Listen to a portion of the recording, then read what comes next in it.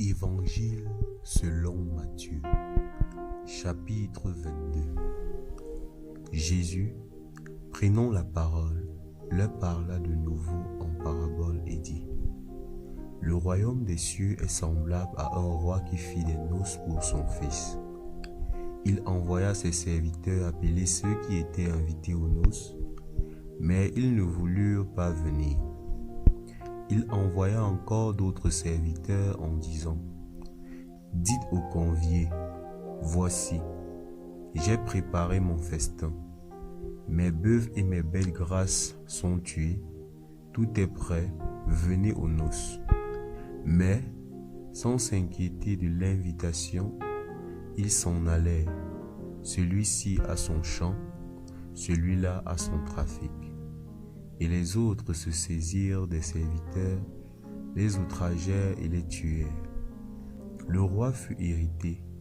Il envoya ses troupes, fit périr ses meurtriers et brûla leur ville.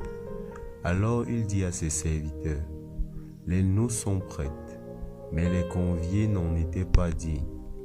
Allez donc dans les carrefours et appelez aux noces tous ceux que vous trouverez.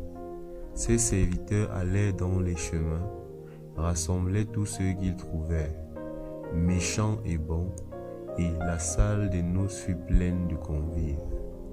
Le roi entra voir ceux qui étaient à table, et il aperçut là un homme qui n'avait pas revêtu un habit de noces. Il lui dit: Mon ami, comment es-tu entré ici sans avoir un habit de noces? Cet homme eut la bouche fermée. Alors le roi dit aux serviteurs: Liez-lui les pieds et les mains, jetez-le dans les ténèbres du dehors, où il y aura des pleurs et des grincements de dents, car il y a beaucoup d'appelés, mais peu d'élus.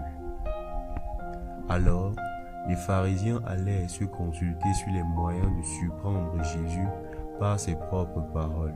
Ils envoyèrent auprès de lui leurs disciples avec les Hérodiens, qui dirent: Maître, nous savons que tu es vrai et que tu enseignes la voie de Dieu selon la vérité, sans t'inquiéter de personne, car tu ne regardes pas à l'apparence des hommes.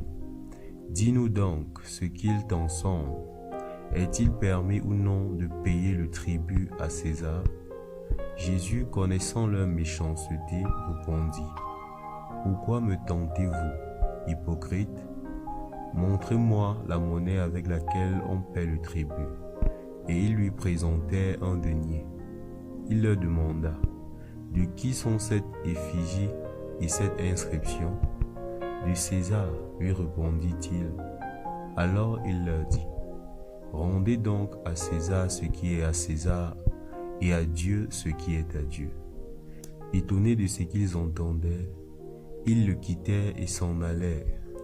Le même jour, les Sadducéens, qui disaient qu'il n'y a point de résurrection, vinrent auprès de Jésus et lui firent cette question: Maître, Moïse a dit, si quelqu'un meurt sans enfant, son frère épousera sa veuve et suscitera une postérité à son frère.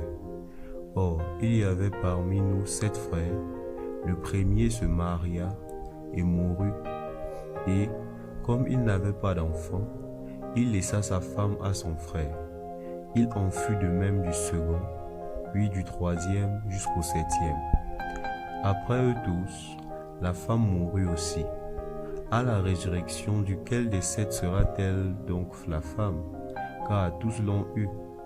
Vous êtes dans l'erreur, parce que vous ne comprenez ni les Écritures ni la puissance de Dieu. Car à la résurrection, les hommes ne prendront point de femmes, ni les femmes de mari, mais ils seront comme les anges de Dieu dans le ciel. Pour ce qui est de la résurrection des morts, n'avez-vous pas lu ce que Dieu vous a dit? Je suis le Dieu d'Abraham, le Dieu d'Isaac, le Dieu de Jacob. Dieu n'est pas Dieu des morts, mais des vivants. La foule qui écoutait fut frappée de l'enseignement de Jésus. Les pharisiens, ayant appris qu'il avait réduit en silence les Sadducéens, se rassemblèrent et l'un d'eux, docteur de la loi, lui fit cette question pour l'éprouver. Maître, quel est le plus grand commandement de la loi? Jésus leur répondit: Tu aimeras le Seigneur, ton Dieu, de tout ton cœur, de toute ton âme et de toutes tes pensées. C'est le premier et le plus grand commandement. Et voici le second qui lui est semblable. Tu aimeras ton prochain comme toi-même. De ces deux commandements dépendent toute la loi et les prophètes. Comme les pharisiens étaient assemblés, Jésus les interrogea en disant: Que pensez-vous du Christ? De qui est-il fils? Ils lui répondirent: De David. Et Jésus leur dit: Comment donc David, animé par l'Esprit, l'appelle-t-il Seigneur lorsqu'il dit: Le Seigneur a dit à mon Seigneur, assieds-toi à ma droite, jusqu'à ce que je fasse de tes ennemis ton marchepied? Si donc David l'appelle Seigneur, comment est-il son fils? Nul ne put lui répondre un mot. Et, depuis ce jour, personne n'osa plus lui proposer des questions.